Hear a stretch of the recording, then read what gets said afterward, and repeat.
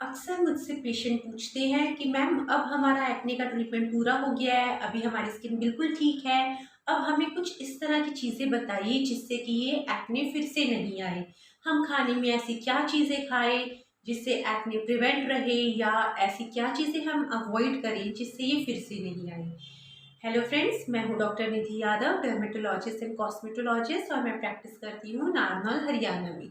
तो आज इस वीडियो में हम यही जानेंगे कि वो क्या डाइटरी हैबिट्स हमारी रहें जिसके कारण एक्ने फिर से नहीं आए, और क्या चीज़ें हमें खानी चाहिए और क्या चीज़ें हमें अवॉइड करनी चाहिए। तो सबसे पहले हम बात करेंगे role of dairy products in acne. सभी से ज़्यादा इम्पॉर्टेंट इस फैक्टर का इफेक्ट पड़ता है एक्ने पे। बहुत सी स्टडीज़ की गई हैं और रिसर्चेज में पाया गया है कि मिल्क मिल्क प्रोडक्ट्स या फिर ऐसी कोई भी डाइटरी चीज़ें जिनमें बहुत ही ज़्यादा हाई परसेंटेज ऑफ कार्बोहाइड्रेट्स होता है, तो वो एक्ने से डायरेक्टली रिलेटेड है।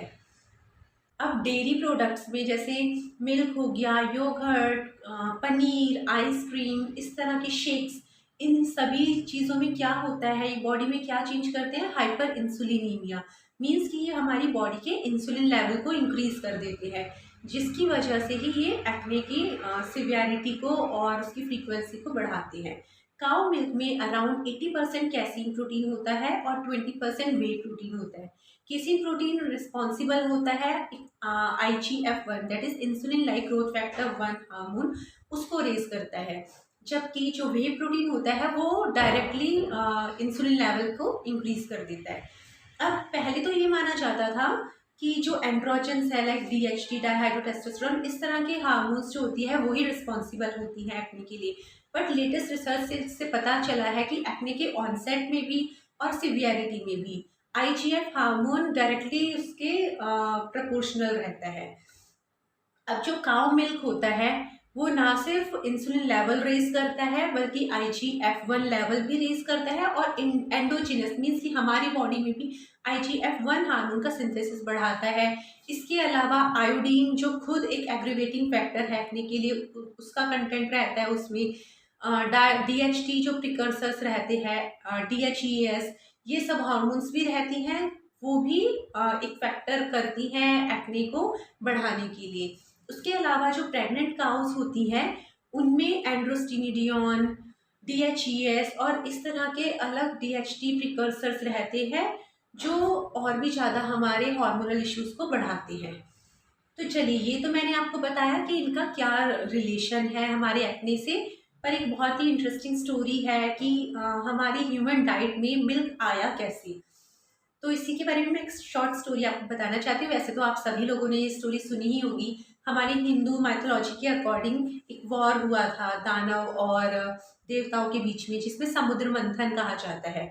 उसी में हमारी गॉडेस कामधेनु काऊ, जिसको इच्छा पूरी करने वाली माना जाता था, वो आई थी देवताओं के पास। और तभी से काऊ को गॉडेस कामधेनु का ही रूप माना जाता है, और इसीलिए काऊ के मिल्क को अमृत माना जाता है। बट ये एंशियंट टाइम में था जब किसी भी तरह की खाने में कोई मिलावट नहीं होती थी, सब कुछ प्योर था।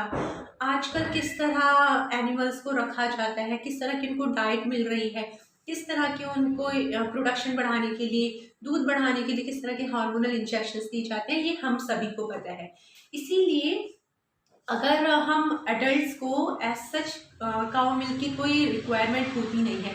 इसीलिए अगर आपको रेकरेंट एक्ने हो रही है तो आप कम्प्लीटली उसको अवॉइड कर सकते हैं। कैल्शियम के कुछ अलग सोर्सेज प्रेजेंट है, आप वो ले सकते हैं कैल्शियम सप्लीमेंटेशन के लिए, डाइटरी सोर्सेज ही।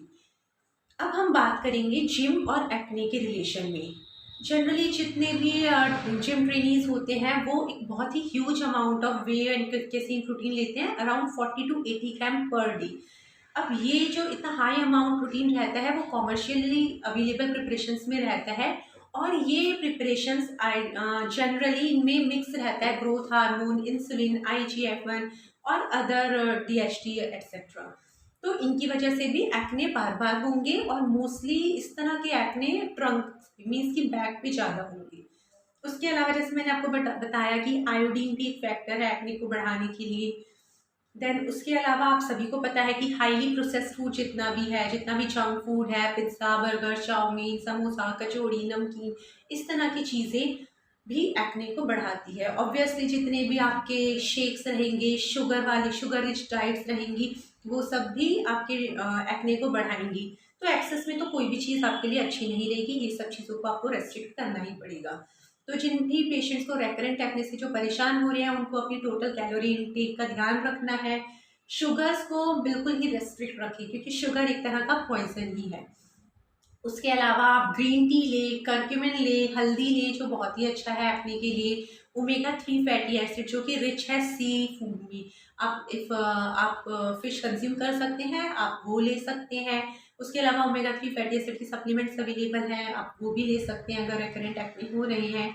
ये एक एंटीऑक्सीडेंट की तरह काम करता है, जिसकी वजह से भी हमारे जो एक्ने अगर बार बार निकल रहे हैं तो वो थोड़ा सा कंट्रोल में रहेंगी।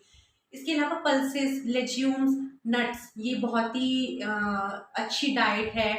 जितने भी फ्रूट्स हैं जिनमें लो ग्लाइसेमिक इंडेक्स है, लो ग्लाइसेमिक इंडेक्स वाले फूड आप सभी ले सकते हैं, जो आपकी बॉडी को भी हेल्दी रखेगा, आपकी स्किन और हेयर भी अच्छा रहेगा। इसके अलावा आप अच्छे से पानी पिए, at least 8 to 10 glasses of water बहुत ज़्यादा ज़रूरी है। आई होप कि मेरा ये वीडियो आपको पसंद आया होगा। एक बहुत शॉर्ट वीडियो बनाया था, बट एक्ने से रिलेटेड मैंने कुछ और वीडियोस बनाए हैं। एक्ने के कारण जानना है तो आप मेरे पुराना वीडियो देख सकते हैं। फिर हम नेक्स्ट वीडियो में मिलेंगे। Till then good bye.